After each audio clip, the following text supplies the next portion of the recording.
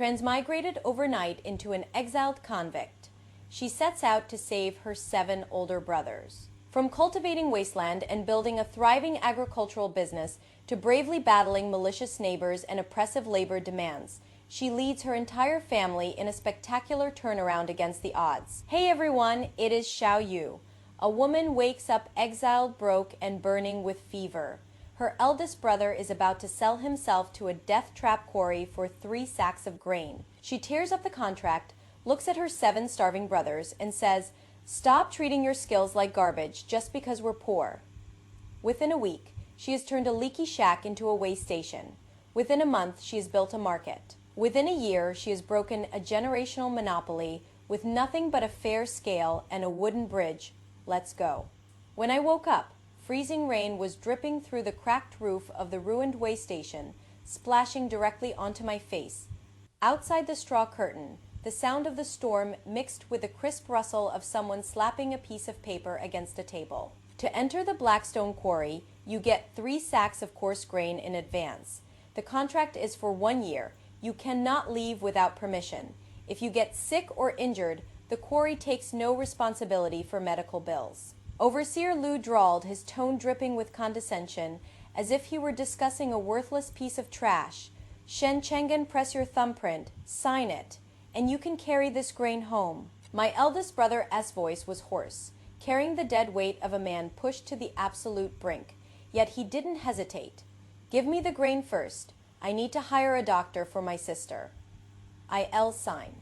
In that split second, 2 crashing tides of memory slammed into my brain. One belonged to this frail, sickly body orphaned, banished to this desolate wasteland of Hawaii, alongside her 7 brothers, completely out of food and burning with a fever that was slowly killing her. The other memory belonged to me, my past life as a cutthroat executive in a modern agricultural supply chain. I'd seen too many bad debts, supply shortages, and predatory price wars. But more importantly, I'd seen too many people in desperate situations accept I have no choice as their only option. A cold wind howled through the cracks. I threw off the straw blanket and forced myself to my feet, staggering out of the shelter. Inside the shack, my 7 brothers all turned their heads. Every single one of them was emaciated, their coarse clothes hanging off their frames like rags on scarecrows. Eldest brother reacted first, rushing over to catch my arm. "Wanji, you are awake." I didn't answer him. My eyes locked onto the employment contract pinned to the table.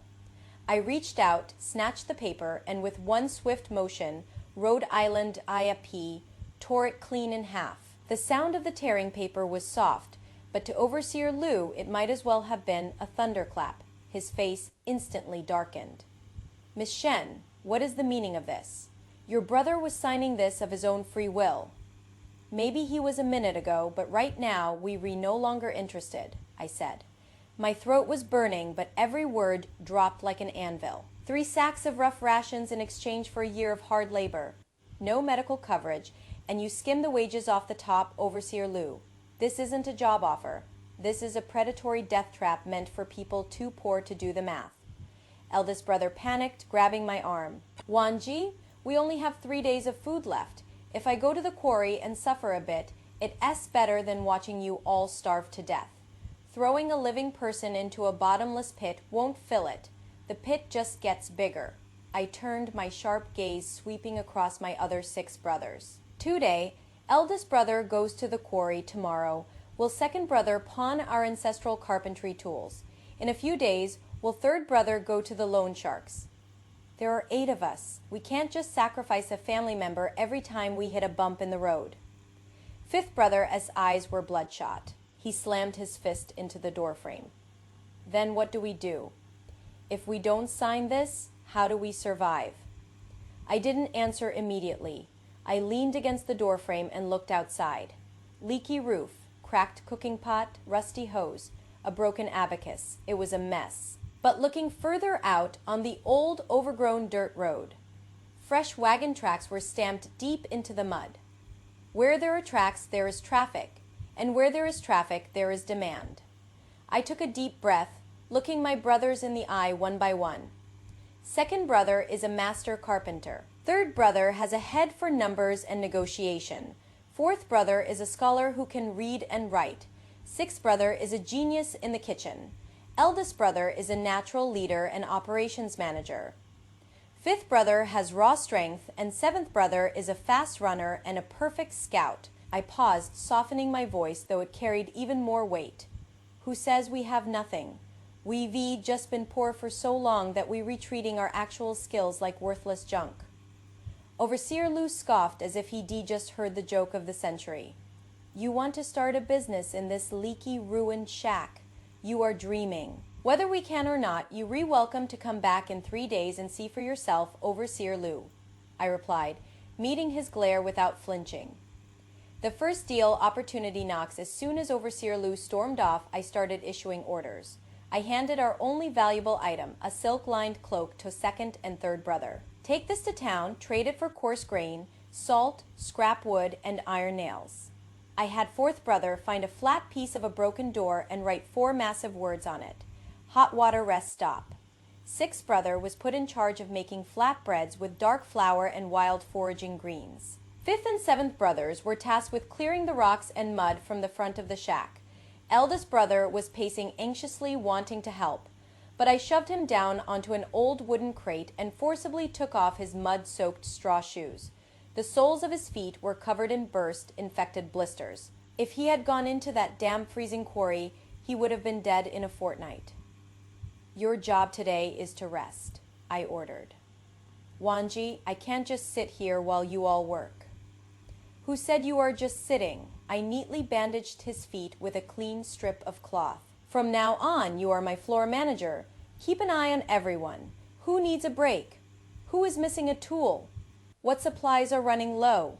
Keep a mental tally. In the business world, this is called logistics and operations. It's the most important job we have. By afternoon, the rain finally stopped. Fourth brother had just secured the rest stop sign by the road when a loud crack echoed from the distance. A mule cart loaded with mountain goods had slid into the mud. Its axle snapped in two.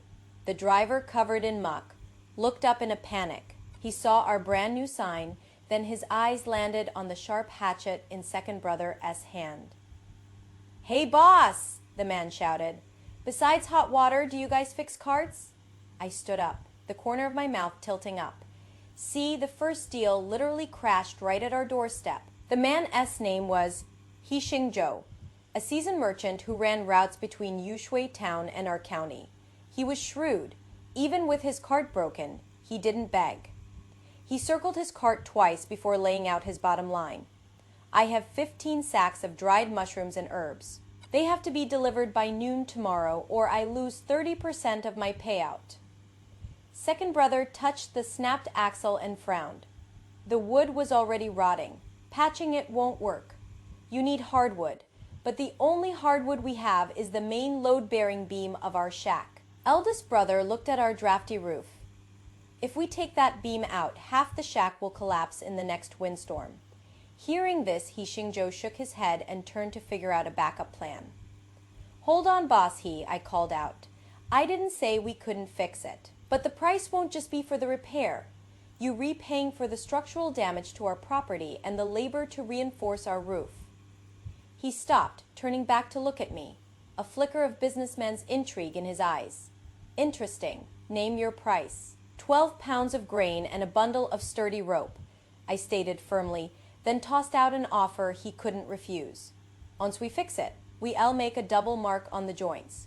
If the axle snaps at our repair site before you reach town, we refund you entirely. But if you overload it, or drive it into a ditch and break another part of the frame, the Shen family holds no liability. Zhou crossed his arms, raising an eyebrow. Talk is cheap. How do you prove whose fault it is? We coat the inside joint with white ash and brand the outside with charcoal. I fired back, my logic bulletproof. If the joint fails from the inside, the ash seal breaks first. If the frame breaks elsewhere, our brand stays intact. The evidence will speak for itself. Second brother stared at me like he was meeting his sister for the first time. I ignored his shock and looked right at Zhou, adding my final condition. Also, You need to tell me how many people travel this old dirt road every day, what time is peak traffic, and what do travelers need the most? Oh, is market research part of the labor fee now? In the Shen family, commercial intelligence is our most valuable asset. He Xingzhou laughed. He smoothly pulled 8 pounds of flour, 2 pounds of dried bread, and a bundle of rope from his cart, promising to deliver the rest tomorrow. Fourth brother grabbed a piece of charcoal and wrote down our terms on the back of the door halfway through. His scholar's pride kicked in. It is just fixing a broken cart. Do we really need to write all this down? 12 pounds of grain might be a small deal to others, but to us, it's a matter of life and death, I told him seriously. The smaller the deal, the easier it is to argue over details. Writing down the rules is called the spirit of the contract. Listening in, He Xingzhou took the charcoal and personally added a weather and delay liability waiver. Between the two of us, we turned a broken door into an ironclad commercial contract. Deal struck. Second brother went to work. He propped up the roof with wooden wedges, safely removed the beam, and went to work with his hatchet. He didn't even use a single nail, relying entirely on complex mortise and tenon joints to lock the new wood perfectly into the old axle. It was the first time I realized that second brother's carpentry, which our family once deemed a useless hobby, was a high-tier engineering skill.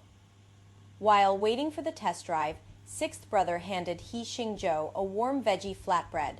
He Xingzhou took a bite and raised an eyebrow. Good texture, but it needs more salt. Sixth brother's ears turned red. Salt is too expensive. Next time, brush a layer of pickle brine over the dough before you bake it. Less salt, more flavor, He Xingzhou suggested casually. Instead of getting defensive, sixth brother's eyes lit up as he memorized the tip. By dusk, the cart was fixed. He Xingzhou tested it with heavy rocks. No creaking, solid.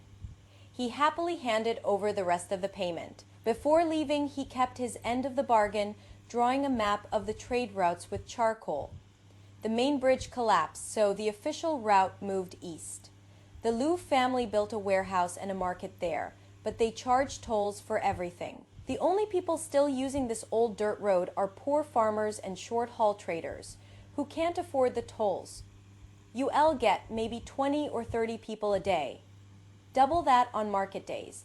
They need hot water, cheap food, cart repairs, shoe cobbling, and animal feed.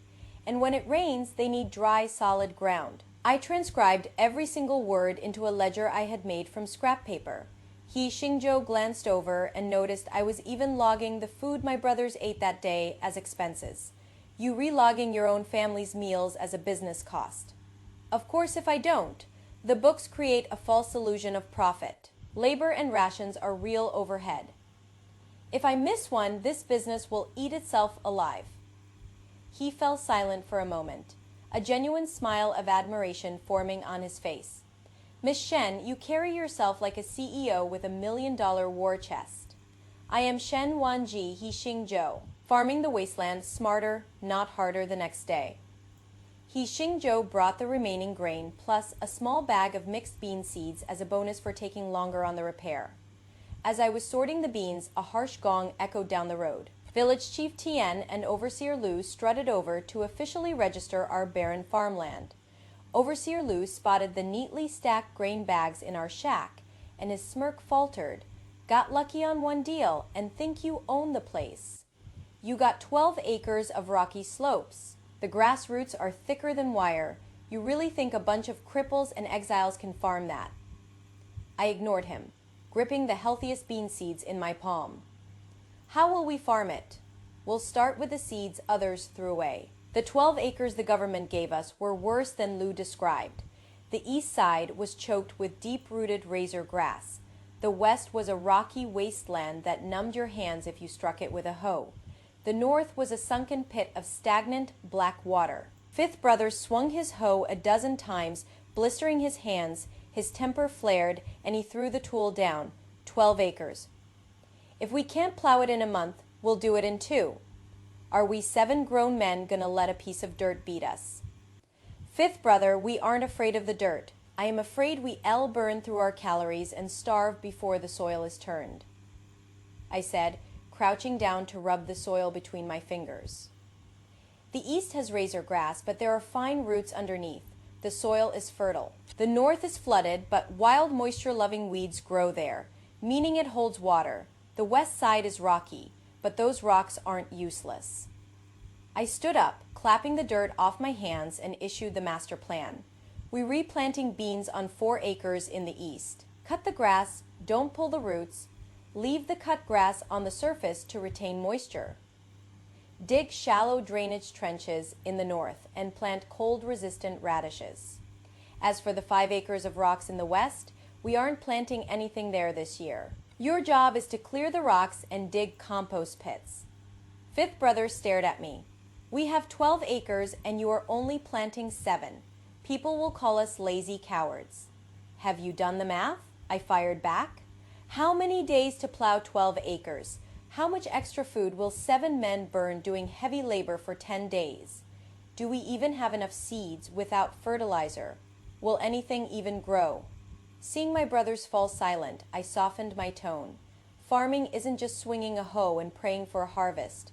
We don't need stubborn pride right now. We need guaranteed ROI, return on investment. Fifth brother grumbled, picking his hoe back up. Fine, what do we do with all the rocks in the west? Pave the mud road in front of our shack, reinforce the drainage ditches, build low walls around the fields. Rocks are trash in the dirt, but they are prime construction materials out here. By the time the spring rains came, the rest of the village was a muddy swamp, but the front of our way station was paved tight with flat stones, offering a clean, stable parking spot for passing wagons. Just because our road was better, we stole 2 extra groups of merchants from the main route second. Brother used the flat stones to build a proper outdoor stove for 6th brother.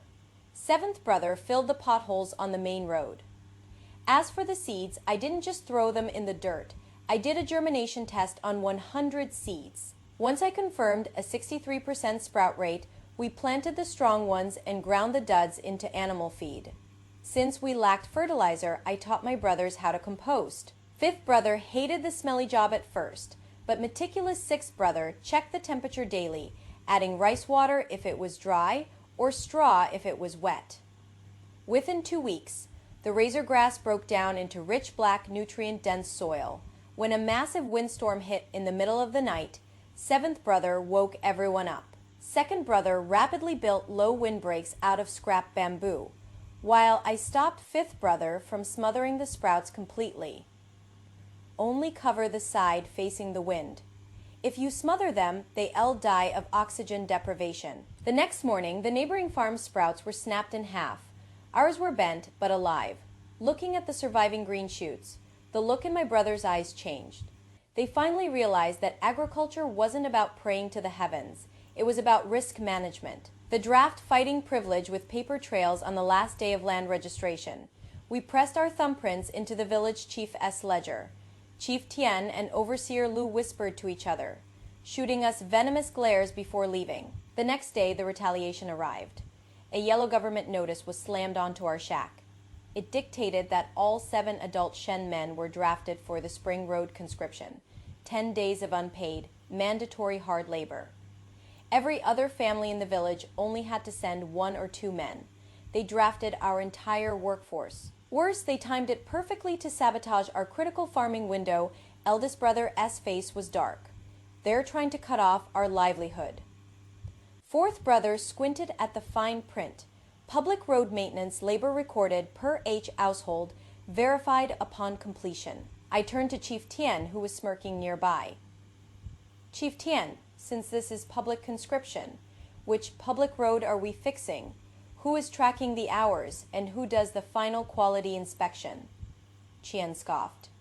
You'll know when you get there. You are exiles. Just shut up and dig.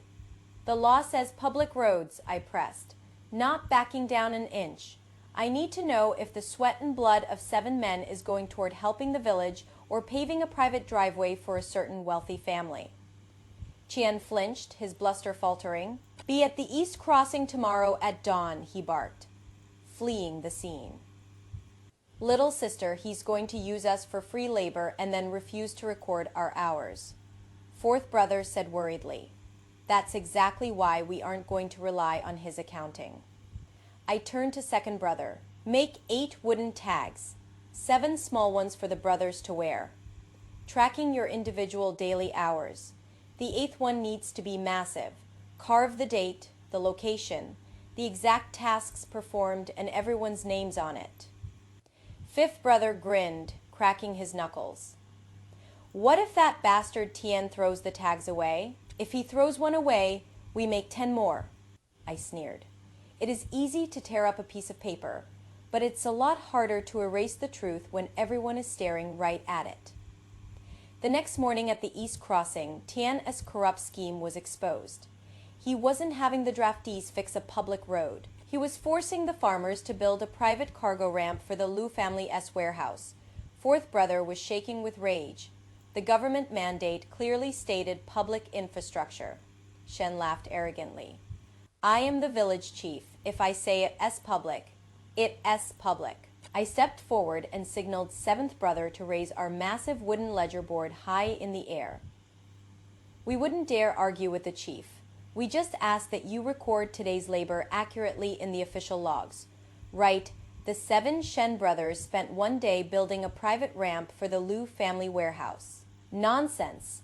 This is for the whole village to use, Tian shrieked. Perfect, since it is public. I handed him a piece of charcoal, backing him into a corner. Please write an addendum on the notice. From this day forth, any villager escort may use this ramp free of charge, and the Yui family cannot stop them. Go ahead, write it. The surrounding farmers, who had been too afraid to speak up, suddenly fell dead silent. Dozens of eyes locked onto Tien. Tien was happy to abuse his power verbally, but he wasn't stupid enough to leave a paper trail of his corruption. His face turned purple before he furiously pointed to an overgrown, foul-smelling drainage ditch on the old dirt road. Fine, the east ditch on the old road counts as public maintenance. Since the Shen family loves rules so much, you go clear that ditch. The mud is waist deep. If you don't finish in 10 days, none of your hours count. Deal, I said without blinking. The ditch was deep and rancid, but second brother understood topography. He tracked the underground flow, and seventh brother hacked through the briars to find the exit pipe. By digging strategically instead of blindly, they doubled their speed. Meanwhile, fourth brother set up a desk by the ditch. He didn't just record the Shen family's hours. He made duplicate wooden time cards for every other farmer forced into the labor draft. One for the farmer to keep, one for our master ledger. An exhausted old man held his wooden tag with trembling hands. Young man, how much do you charge to write this? Fourth brother froze back in the capital. He only ever thought of using his calligraphy for imperial exams and high society. He never imagined his pen could protect the blood and sweat of the lowest class. It's free, sir, fourth brother said, his voice trembling but resolute, but on one condition. No lying about your hours. If we corrupt the rules, they can't protect us anymore. 10 days later, the ditch was cleared. That night, a torrential downpour hit. The next morning, the Liu family warehouse flooded because of its poor elevation, turning into a mud pit. But our way station, bone dry thanks to our perfect drainage. Merchants who usually went to the Liu market diverted to our shack just to keep their carts from sinking. Traffic brought people, and people brought commerce. A village woman named Chunyang brought 2 jars of pickled radishes, but hesitated near our stalls. Miss Shen, is your scale accurate over at the Liu market? If I weigh 10 pounds of goods, the scale magically says it S8. Why doesn't anyone report them to the magistrate? Third brother asked, shocked. Chunyang smiled bitterly. Report them. And then what? The Liu family bans you from the market and the ferry. We can't afford to fight them. I looked at second brother. Can you build an absolutely perfect scale? The beam is easy. The hard part is a standardized weight, he replied. He Xingzhou happened to be passing by. Without a word, he tossed us his official brass weight, calibrated by the town magistrate. Second brother went to work, balancing buckets of water and stone weights against the official brass piece, sanding the wood until it was flawlessly balanced. A day later, the first true fair scale hung in the center of the Shen family weigh station. Fourth brother painted 4 ironclad rules on a board next to it. Weighing done in public, standard weights displayed. Prices transparent. Ledgers open to audit. Those words were better than any marketing campaign. Farmers willingly walked 2 extra miles just to trade at our shack. Overseer Lu arrived in a fury and nailed a notice to our post. Anyon doing business with the Shen family is permanently banned from the Lu Ferry and the East Market. A few timid farmers grabbed their baskets, ready to run. Lu smirked at me. The Lu family has run this county for 3 generations. You think one wooden scale can break our rules? I walked up, read his notice, and turned to him.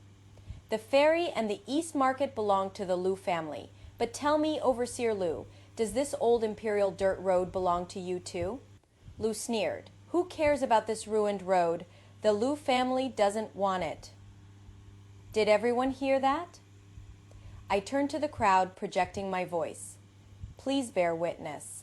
I opened my ledger and wrote his exact words down in ink.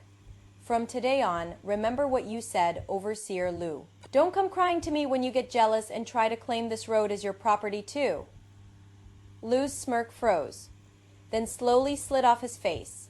On the 3rd day, our fair scale faced its first test. A shady peddler brought a sack of beans mixed with wet sand, hoping to scam us for a full sack of flour. Third brother almost fell for his sweet talking. I walked over and signaled 6th brother. He grabbed a handful of the beans and threw them into a scalding hot iron wok. Within seconds, the moisture evaporated and the sand clumped together into hard dirt balls. The scam was exposed. The peddler started screaming, accusing us of bullying customers. 4th brother didn't yell back. He simply brought out the official brass weight, reweighed the dried beans in front of the crowd, and passed a tray around so the merchants could see the sand. Faced with hard evidence, the peddler shut up and scurried away. I didn't humiliate him. I simply took a piece of charcoal and added a 5th rule to the board for bulk grain trades. Management reserves the right to sample and test for moisture fade debris. All testing will be done in public later. 3rd brother asked why I didn't let the crowd chew the scammer out. 3rd brother, we don't set rules just to win a shouting match, I told him, watching the growing crowd. We set ironclad rules so that next time there is a dispute, we don't have to rely on who has the loudest voice or the biggest fists. From that day on, fairness at the Shenwei station didn't just mean a balanced scale.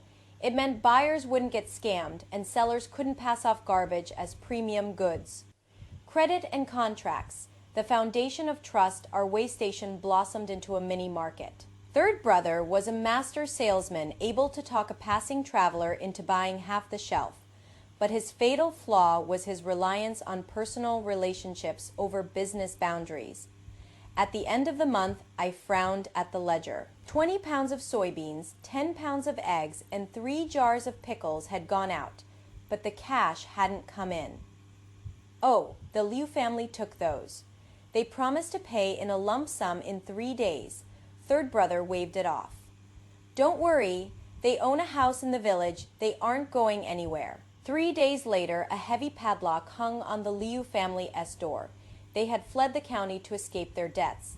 The loss was enough to force all 8 of us to tighten our belts for half a month.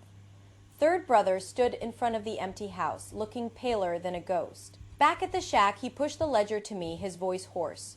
You should manage everything. I am an idiot. Tomorrow I'll go break rocks at the Lu quarry. I won't come back until my wages cover the hole I made. You are going to break rocks. I leaned against the table. For how long? Until it is paid. He gritted his teeth. Are you solving a business problem or just punishing yourself to feel better? I shoved the ledger back into his chest. If 2nd brother messed up a bench, should we chop off his hands and ban him from using an axe? If 6th brother lost a chicken, do we ban him from the kitchen? I sighed. When you make a mistake, you own it, and you figure out how to earn the money back. You don't use self-sabotage as a cowardly way to make amends. I didn't let him go to the quarry. Instead, I dragged him back to the abandoned Liu house. We scavenged a broken chicken coop, some dry straw, and an old water vat to offset a tiny fraction of the debt. For the rest of the deficit, I wrote 3 words in the ledger: operating loss write-off. That night, I showed him his history of extending credit. Look, this guy paid you back on time once, so you got cocky. You extended his credit limit a second and third time. But did you run a background check to see how much he owes other people? Did you put a hard cap on his tab? I looked into his ashamed eyes. Doing business with a personal touch isn't wrong. What is wrong is letting your personal touch have no boundaries. That night, we established strict credit protocols, though no credit for first-time customers, cash only too. Returning customers with clean records get a strictly capped credit limit.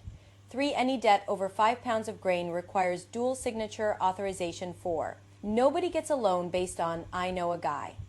Collateral and paperwork only.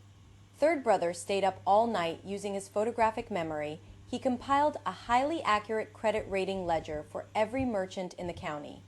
It was during this time that Xingzhou approached us for an exclusive partnership. He would run logistics to Yushui town, and we would handle local procurement and quality control. To avoid disputes over transit damage, I drafted duplicate manifests. If the goods were damaged before loading, it was my fault. If they were damaged by weather or poor handling on the road, Xingzhou was liable. Xingzhou read over the ruthless calculating terms and chuckled. Miss Shen, most partners swear blood oaths and call each other brothers. Our trust looks like it's being squeezed out of the margins of a cold, hard spreadsheet. Boss He, this is called professionalism, I said, blowing the ink dry. Making the math this clear isn't a lack of trust. It ensures our trust never has to be tested by money or suspicion.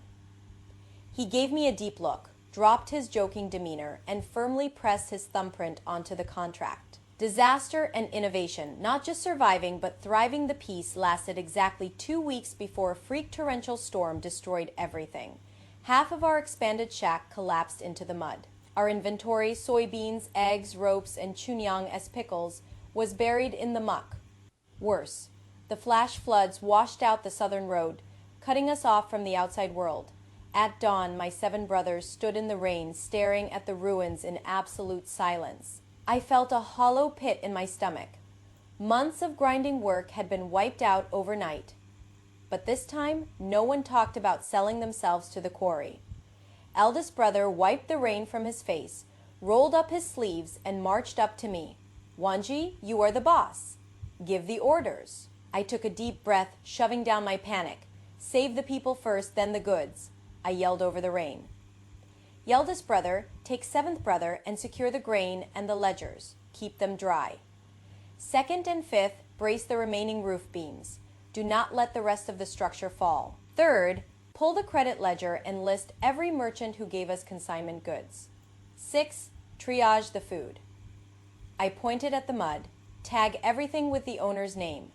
Good inventory on the east side, damaged in the middle, totaled on the west.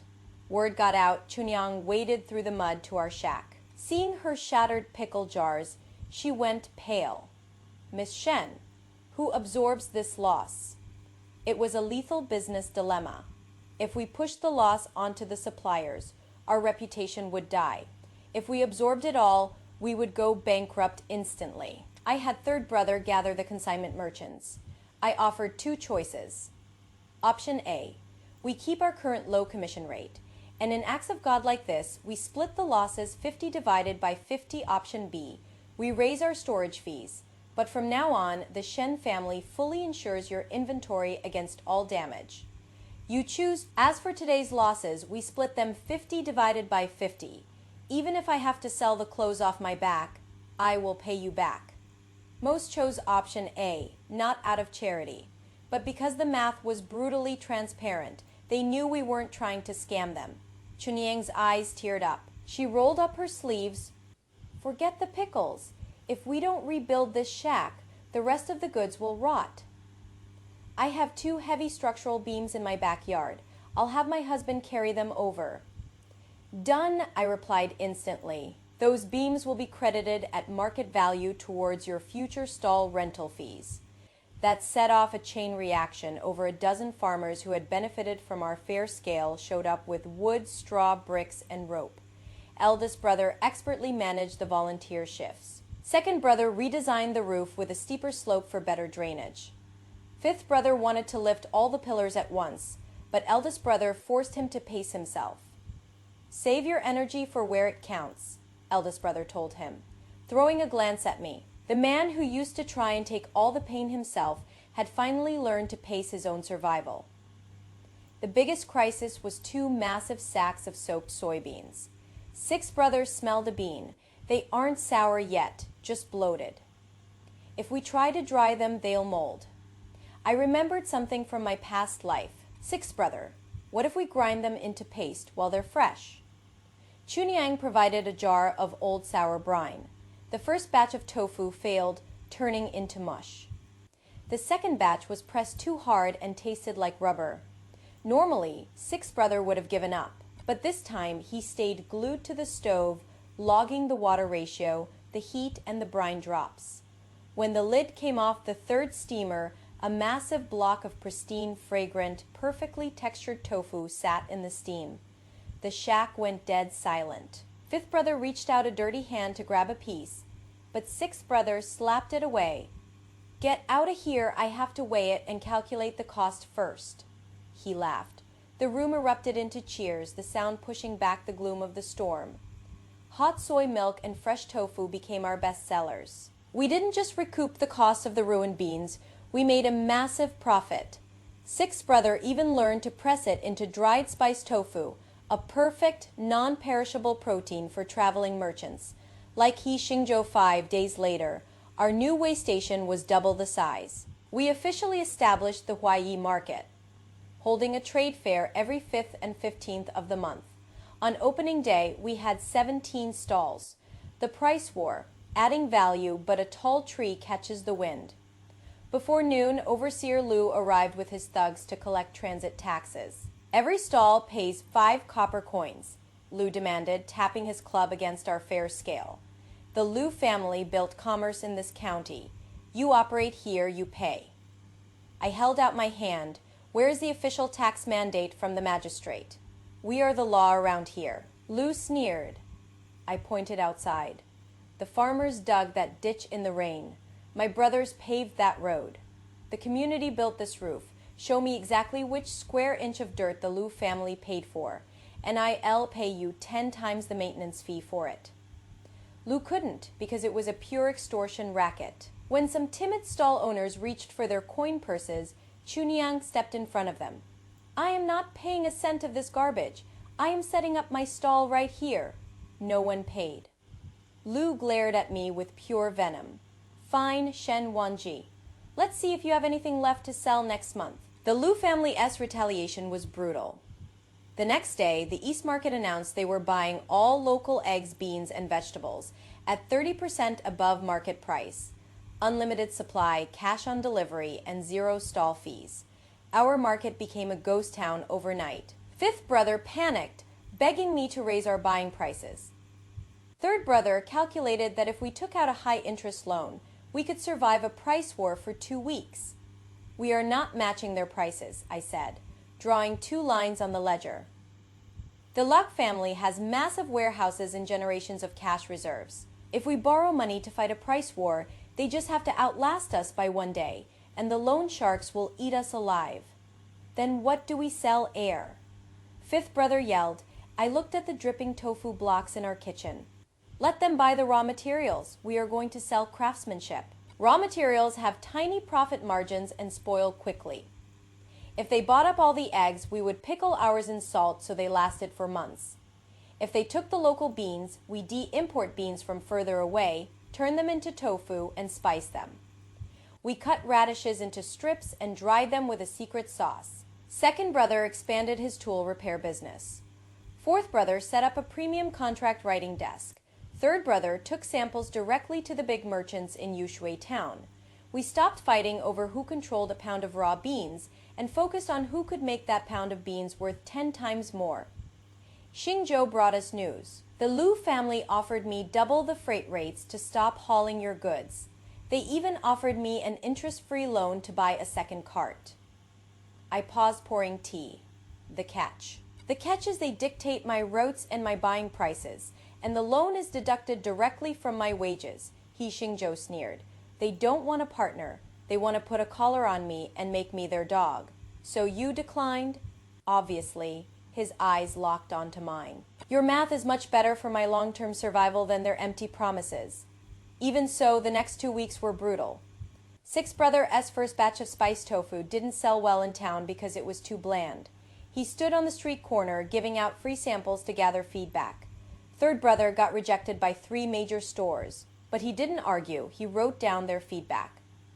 Too tough for old drivers to chew. And had 6th brother adjust the recipe to make them thinner, saltier, and easier to stuff into bread. The 5th store bought 10 pounds. 3 days later, they ordered 30. Busyness turnarounds aren't magic. They are the result of dissecting failures, optimizing logistics, and listening to the market. While our value-added products dominated Yushui town, the Lu family's warehouses were overflowing with overpriced eggs and rotting cabbage. To cut losses, Overseer Lu started dumping goods at rock-bottom prices. Worse, he started charging the farmers storage fees and natural spoilage deductions upon payout. The farmers realized they were making less money than they did at our market. Plus, the Lu guards beat anyone who complained. A month later, the supply chain flowed back to us, stronger than ever. The farmers had learned a vital lesson. Long-term business isn't about chasing a temporarily high price. It's about fair scales, prompt payouts, and honest management. The climax, building a road to freedom, my gut told me the fight wasn't over. The Lu family's real power isn't their money. It's Chief Tian's control over the government labor draft. Until we disarm that weapon, we aren't safe. I was right. 10 days before the Autumn Harvest Festival, a new official notice went up. All adult males in carts are drafted to repair the road from the East Warehouse to the ferry. Y'all's 7 Shen brothers were at the top of the list. Even He Xingzhou's carts were drafted under commercial requisition. The timing was lethal. Without my brothers, our market would paralyze. Without the carts, our supply chain would die. If the autumn market failed, all our vendors would crawl back to the Lu family. Can we petition the magistrate for a delay? Eldest brother asked, scowling. No, I replied coldly. If you yield to authoritarian abuse once, they will weaponize it against you every single time. You delay it.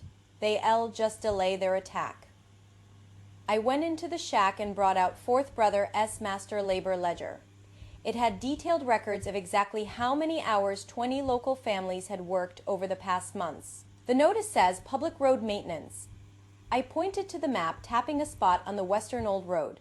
If we fill 2 sinkholes and build a bridge over this ravine, this road connects directly to Yushui town. It cuts 4 miles off the trip and avoids the Lu Toll ferry entirely. This time, we aren't building a road for the Shen family.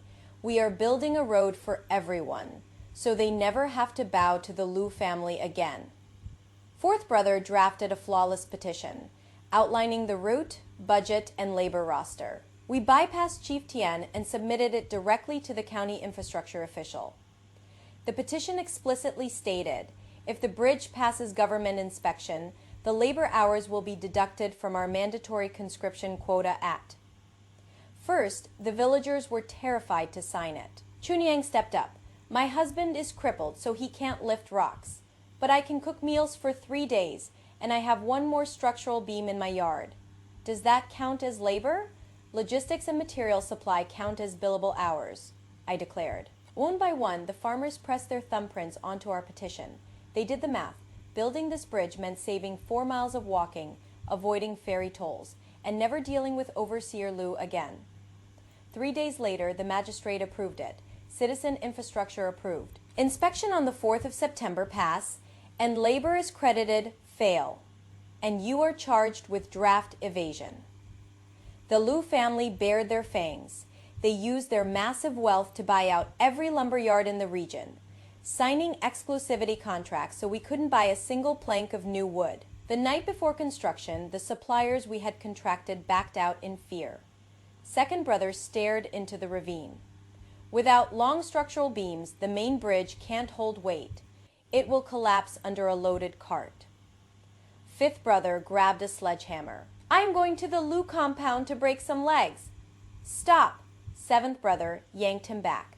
If you fight them, they'll arrest us for rioting. The Liu family can buy out the commercial lumber yards, but they can't buy the scrap wood sitting in every peasant's backyard. Seventh brother ran through the county all night with a sign reading, buying scrap wood at premium prices. 3 days later, he returned with 5 wagons loaded with old boat planks, broken cart beds, rusty iron nails, and thick ropes. The Liu family could buy the market, but they could never buy the survival instincts of the working class. Second brother redesigned the bridge. No long beams. Fine. He built a multi-pier, short-span bridge. Fifth brother led the men into the freezing water to lay stone foundations. Sixth brother ran 3 massive soup kitchens on site. Third brother accounted for every piece of scrap wood. Fourth brother logged every minute of labor. On the 8th day, a massive storm hit. Chief Tian arrived with armed guards. By order of the magistrate, emergency flood protocols. Stop working and report to the East Ferry for emergency repairs. Fourth brother held up the permit. We are executing an officially sanctioned public works project. Sanctioned to build doesn't mean you get draft exemption today. Tian drew his sword. Anyon, who refuses to follow me, is guilty of treason. Rain poured down eldest brother's face. He looked at me, but this time he didn't wait for my orders. He gripped his shovel like a battle axe, planting his feet in the mud. We are not evading the draft. We are executing an approved public works project. Until the bridge is finished, we do not stop working. It was the first time eldest brother stood his ground against authority instead of bowing his head. Tian signaled his guards to attack. Fifth brother raised his hammer. I grabbed fifth brother's arm. Don't move. Don't let them turn a legal defense into a violent riot. I spun around. Fourth brother. Log the time, location, and the chief's exact verbal orders. Fourth brother unfurled his paper in the rain. Third brother read it out loud to the crowd. Third brother's booming voice projected Tian's illegal sabotage to the masses. The dozens of villagers didn't back down. Instead, they pulled out their wooden time cards and held them high in the pouring rain, seeing the wall of angry, unyielding eyes and the physical evidence of their labor. Tian's hand shook. He didn't dare incite a mass uprising. Fine, if you fail the inspection tomorrow, none of this counts. He screamed, fleeing with his guards. We worked through the night. When the final plank was hammered into place, fifth brother collapsed into the mud from exhaustion. At dawn, Xingzhou drove a cart fully loaded with heavy stone up to the bridge. The wood creaked, but the bridge held firm. When the wheels touched the opposite bank, seventh brother screamed until his voice cracked. We did it! The inspection and the fall, the morning of the inspection, the true patriarch of the Liu family, Lu Wancheng, arrived in a luxury carriage before the county official even got there. He wasn't loud like his overseer. He walked the bridge, inspected the piers, and then handed me a very generous contract. Shut down the Huayi market. In exchange, the Liu family will pay your labor draft taxes for 3 years, and we will buy all your tofu and goods at premium market rates. Lu Wancheng looked at me with faux pity. Take a step back, Miss Shen. Your family will live very comfortably. Why risk destroying yourselves for a bunch of poor peasants? I looked at the contract, finally understanding the true horror of the Liu family. Their greatest weapon was taking basic human rights, packaging them as gifts, and using you to oppress everyone else. If I close my market, what happens to the farmers who built this bridge with me? Will Tian draft them to build your private driveways again? Lu Wancheng spun his jade thumb ring. Everyone has their lot in life. You care too much. Then I reject your offer. You arrogant child. You will regret this. His mask of benevolence vanished. If the Liu family charged fair prices and used honest scales, people would still use your market. I pointed at the bridge. I just built them a choice. In this county, there are no choices unless I allow it. Lu Wancheng hissed right on cue. Chief Tian marched up with the county official, Lord Zhou, accusing us of rioting and draft evasion. I slammed our permit, the blueprints, the material receipts, and the master labor ledger onto the table. We built exactly what the county approved, I declared. You defied emergency flood orders yesterday. Tian roared. Perfect. I shoved a pen at Tien. Write down right now, in front of the county official, that repairing the Liu family's private warehouse was a higher emergency priority than completing an officially sanctioned public bridge.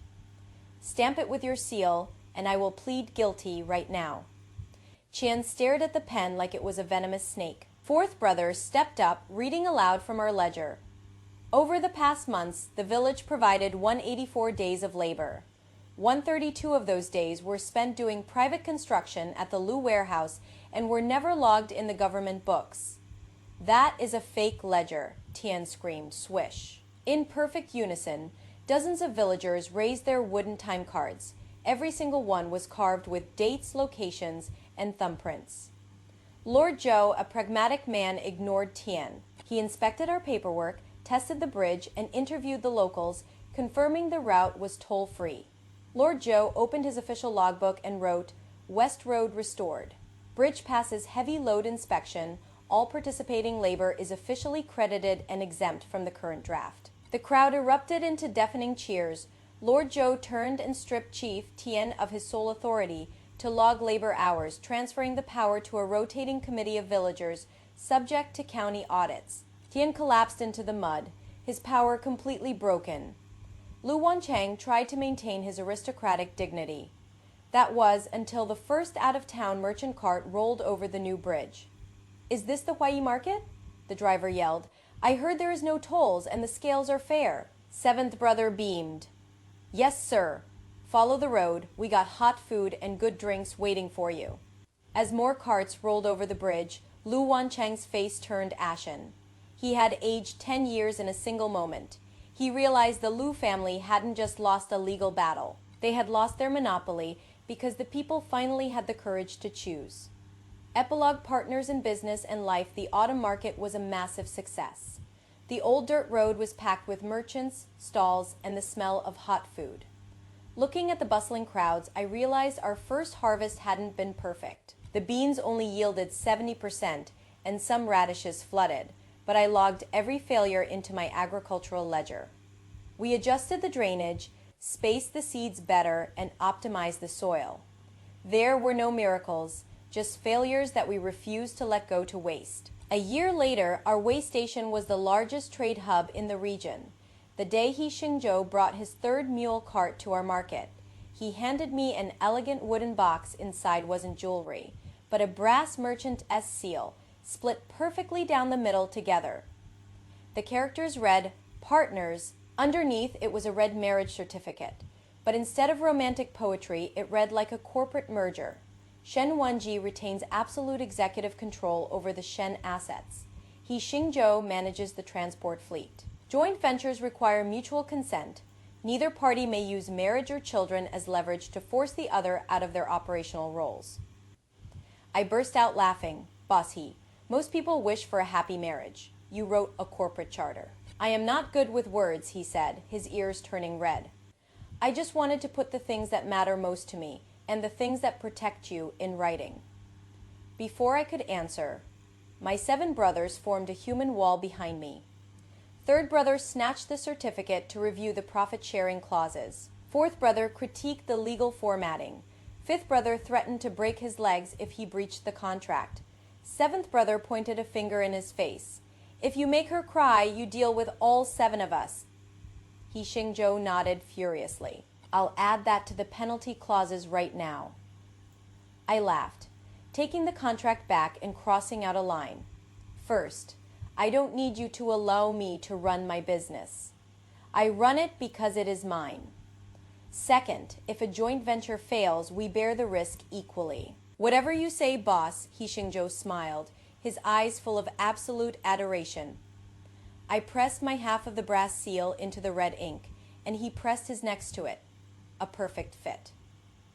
3 years later, the Huai Spring Market was booming. When a new group of ragged exiles arrived in the county, looking just as terrified as we had 3 years ago, eldest brother, who had replaced Tian as the new village administrator, greeted them.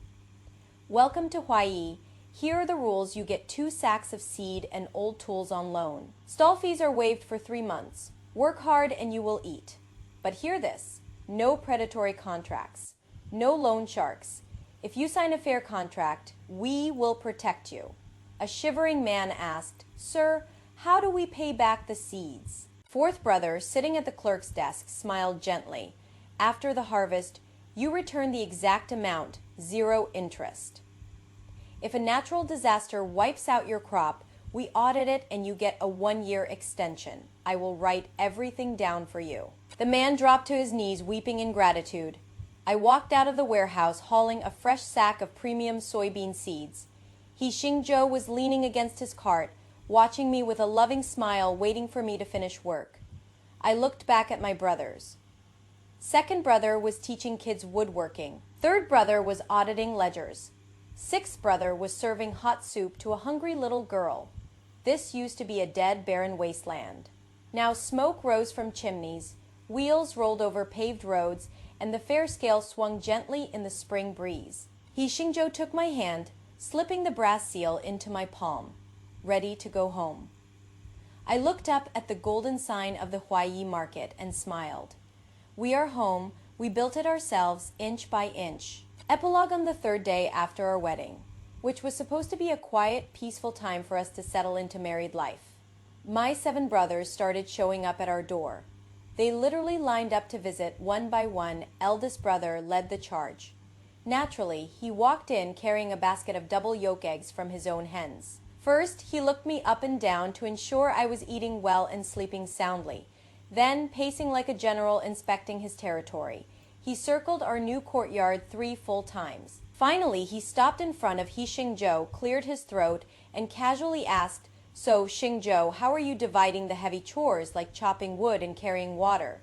And when you take the trade caravans out, how many days apart are you required to write Wanji a letter? Taking a deep breath, Xingzhou silently pulled a pre-written household chores roster and a travel communication guarantee out of his sleeve. Eldest brother read them over word by word, gave a reluctant nod, and left with his hands clasped behind his back. Day 2 brought second brother. He walked in carrying his heavy carpentry toolbox.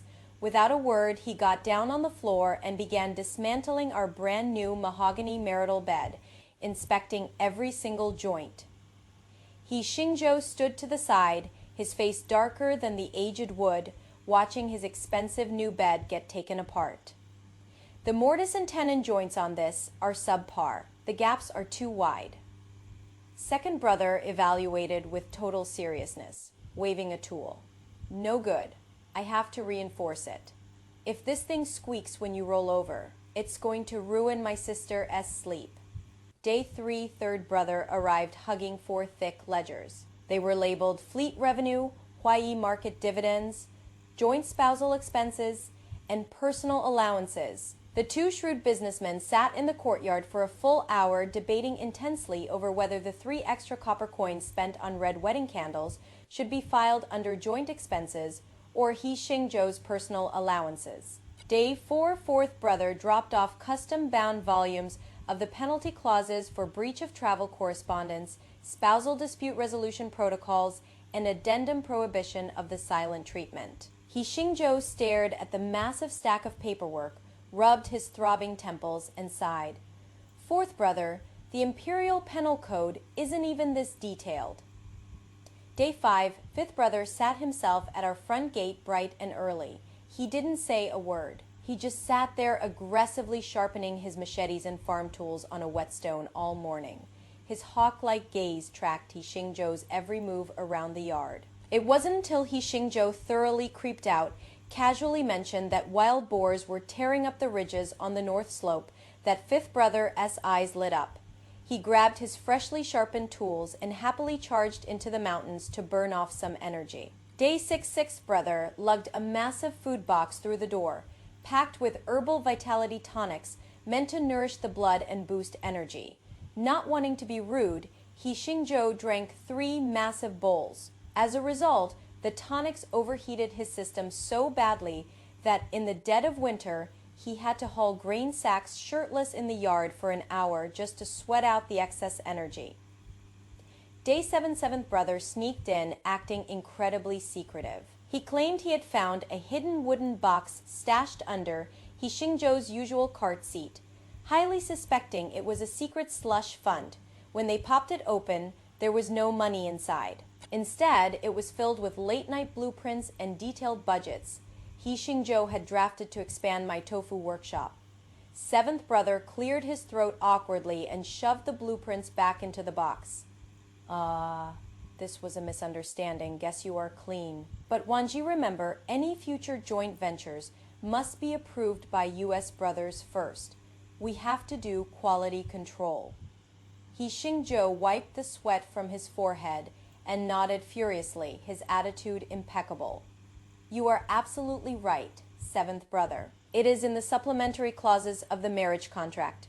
I wouldn't dare forget. 7 days, 7 brothers. Not a single day skipped. By the time the courtyard doors finally closed on the 7th evening, he Xingzhou looked like he had just survived a war. He leaned his back against the door, let out a long, exhausted breath, and looked at me with lingering trauma. Wanji, please tell me there isn't a secret 8th brother coming tomorrow. I was just about to laugh when eldest brother's booming voice echoed from just over the courtyard wall. Wanji, tomorrow is your traditional visit back to your maiden home. We bought all the groceries, so come over early. We're all waiting for you. He Xingzhou closed his eyes, let out a resigned sigh of defeat, and silently walked to the backyard to prep the carriage. Watching his helpless but affectionate silhouette, I finally leaned against the pillar and laughed uncontrollably. It looked like my 7 brothers' lifetime post-sale warranty inspections were never, ever going to end. The story ends with a brass seal split in half, a marriage contract that reads like a corporate merger, and 7 brothers conducting a week-long quality inspection on their new brother-in-law's household management skills. It is hilarious, it is triumphant, and it nearly hides the most important moment in the entire story. It is not the bridge, it is not the tofu, it is not even the fair scale. It is the bowl of rice on the cobblestones and the wooden time card in an old man's shaking hand watch. What Chen Wanji actually does, she doesn't build a business. She builds a system where dignity is non-negotiable and evidence speaks louder than power. When Overseer Liu tries to scam eldest brother with a predatory contract, she doesn't beg for mercy or appeal to fairness. She tears it in half and says, "We're not interested." When Chief Tian tries to steal their labor, she doesn't argue about justice. She creates a paper trail so detailed that corruption becomes too expensive to hide. When the Liu family tries to buy her silence, she doesn't negotiate. She builds a bridge that gives people a choice. Every victory in this story comes from the same principle. Make the math so transparent that lies become impossible to sustain. The fair scale isn't just a weighing device. It is a public contract. The wooden time cards aren't just labor logs. They're receipts that say, your sweat has value, and I am writing it down so no one can erase you. The bridge isn't just infrastructure. It is the physical proof that a toll road is extortion, not necessity. She doesn't fight power by becoming more powerful. She fights it by making exploitation too visible to ignore. And here's what breaks me about this story. She doesn't do it alone. When the supplies run out, Chunyang brings beams from her backyard. When the timber yards refuse to sell, 7th brother collects scrap wood from 20 peasant families. When Chief Tian tries to arrest them, dozens of villagers hold up their wooden tags in the rain. The revolution isn't one genius woman outsmarting the corrupt elite. It is 100 small people deciding that if they document their dignity together, they stop being small. That is the thesis hiding beneath the agricultural manual. Systems of oppression collapse when the people being oppressed start keeping better records than the people in charge. The Liu family's real power was never their wealth. It was their control over who gets counted, who gets heard, who gets remembered. They owned the ledgers, so they wrote the story. And in their story, peasant labor was free, broken contracts were normal, and suffering was just your lot in life. Wanji's genius is that she gives the powerless their own ledgers. She doesn't ask the corrupt to be fair. She creates a parallel system where fairness is measured, recorded, and impossible to dispute. And the system works, not because it is morally superior, though it is. It works because transparent accounting always beats corrupt accounting in the long run. Once people can see the math, they stop accepting exploitation as inevitable won't question for you. What is your wooden time card? The thing you've been doing, labor, care, creativity, emotional work, that no one is counting, And what would happen if you started writing it down? Not to punish anyone, just to make the invisible visible. Because the first step to changing a broken system isn't tearing it down. It is proving, on paper, that it was broken all along. Tell me in the comments. I am Xiao Yu Mei. Every contract get written down. May every scale stay balanced. And may you never ever let someone erase your work just because they controlled the ledger. See you in the next story.